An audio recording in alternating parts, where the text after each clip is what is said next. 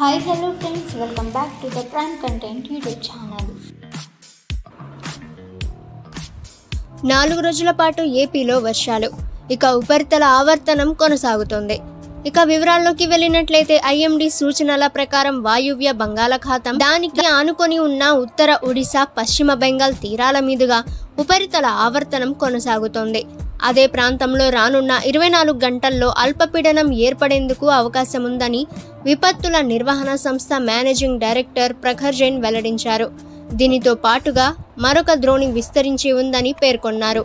వీటి ప్రభావంతో రాష్ట్రంలో 4 రోజులు చెదురుముదురుగా పిడుగులతో కూడిన భారీ వర్షాలు, 40 నుంచి 60 కిలోమీటర్ల వేగంతో ఈదురుగాలులు వీచే అవకాశం ఉందన్నారు.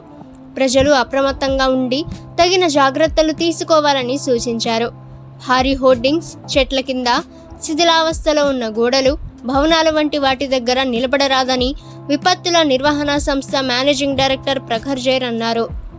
శ్రీకాకుళం, విజయనగరం, పార్వతీపురం మన్యం, అల్లూరి సీతారామరాజు, కాకినాడ, తూర్పుగోదావరి, ఏలూరు జిల్లాల్లో అక్కడక్కడ పిడుగులతో కూడిన మోస్తరు నుంచి భారీ వర్షాలు కురిసే అవకాశం ఉందన్నారు.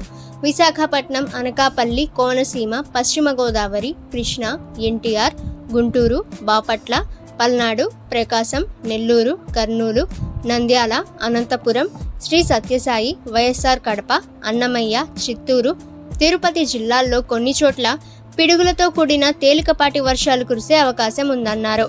ఓకే ఫ్రెండ్స్, ఈ రోజుకి సంబంధించిన లేటెస్ట్ వెదర్ ఫోర్కాస్ట్ అయితే ఇది.